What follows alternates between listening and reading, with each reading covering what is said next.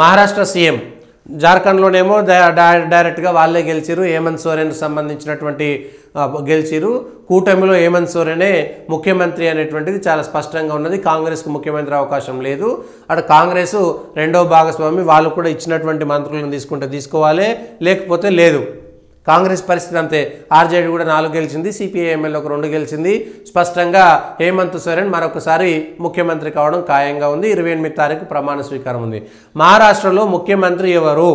ఇవాళ 132 స్థానాలు గెలిచినటువంటి పెద్ద పార్టీగా ఉన్నటువంటి భారతీయ జనతా పార్టీగా, లేదంటే శివసేనను చీల్చి ఎన్సీపీని చీల్చి వచ్చిన తర్వాత ఏక్నాథ్ షిండేని ముఖ్యమంత్రిగా పెట్టి ముందుకు వెళ్ళి ఆయన నాయకత్వంలో, ఏక్నాథ్ షిండే నాయకత్వంలో, అంటే ఆయనే ముఖ్యమంత్రి కాబట్టి ఆయన నాయకత్వమే. నిజానికి దేవేంద్ర ఫడ్నవీస్ బీజేపీ పెద్ద పార్టీ అయినా 103 స్థానాలు ఉండి ఇవాళ 133 స్థానాలకు ఎదిగినా కూడా ఇవాళ శివసేనకు సంబంధించినట్టు షిండే చీల్చుకుని వచ్చిన తర్వాత షిండేని తీసేస్తే మహారాష్ట్రలో వ్యతిరేకత వస్తుందా, ప్రజల్లో వ్యతిరేక భావన వస్తుందా, షిండేనే నాకొద్దు ముఖ్యమంత్రి దేవేంద్ర ఫడ్నవీస్కి ఇవ్వండి అనేటువంటిది వస్తుందా, మధ్య మార్గమైన చర్చ జరుగుతుందా?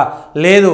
భారతీయ జనతా పార్టీ కూడా ఈ సందర్భంలో మనం షిండేనే ముఖ్యమంత్రి చేద్దాము, బీజేపీ ఉప ముఖ్యమంత్రి ఉంటుంది, ఎన్సీపీ ఉప ముఖ్యమంత్రి ఉంటాడనేటువంటి అంశంలో భారతీయ జనతా పార్టీ ఆ దిశలో వెళ్తుందా? నిజానికి ఉద్ధవ్ ఠాక్రే భారతీయ జనతా పార్టీతో ఉండుంటే ఏదో ఒకరోజు ఉప ముఖ్యమంత్రి, ఒకరోజు ముఖ్యమంత్రి అయ్యేవారు. ఇవాళ ఆయన 2 ఏళ్ల తర్వాత ఆయన పార్టీ మూసుకోవాల్సినటువంటి పరిస్థితి వచ్చింది. అదే శివసేన షిండే ఇవాళ రాష్ట్రంలో కీలకమైనటువంటి నాయకుడిగా ఎదిగి ముఖ్యమంత్రిగా ఎదిగి శివసేన ముఖ్యమంత్రిగా ఉండాల్సినటువంటి పరిస్థితి వచ్చింది.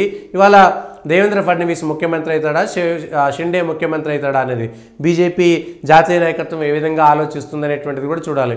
ఒకవేళ దేవేంద్ర ఫడ్నవీస్ ఉప ముఖ్యమంత్రి చేయకపోతే ఆయనను రాజ్యసభకో ఎంపీకో తీసుకొని కేంద్ర మంత్రి ఇస్తారా, లేదా ఏక్నాథ్ షిండేనే కేంద్ర మంత్రి ఇస్తారా, లేదా ఏక్నాథ్ షిండేకి ఉప ముఖ్యమంత్రి ఇచ్చి దేవేంద్ర ఫడ్నవీస్ను ముఖ్యమంత్రి చేసి ఏక్నాథ్ షిండే కొడుకు కళ్యాణ్ నుంచి, ఆయన కళ్యాణ్ స్థానం నుంచి ఎంపీగా ఉన్నాడు కాబట్టి ఆయనను కేంద్ర మంత్రివర్గంలో తీసుకోవడం ద్వారా, లేదంటే శివసేనకు సంబంధించి ఏక్నాథ్ షిండేకి సంబంధించినటువంటి ఇంకొక ఎంపీకి కేంద్ర మంత్రి పదవి ఇవ్వడం ద్వారా ముఖ్యమంత్రి పదవి పోతుందా, ఈ మధ్య మార్గం ఏమైనా ఉంటుందా అనేటువంటిది భారతీయ జనతా పార్టీ వాళ్ళు ఈరోజు నిర్ణయం తీసుకునేటువంటి అవకాశం కనబడుతుంది. కాబట్టి మహారాష్ట్రకు సంబంధించినటువంటి ముఖ్యమంత్రి ఎవరు కాబోతున్నారనేటువంటి అంశం పైన స్పష్టమైనటువంటి ప్రకటన వస్తుంది.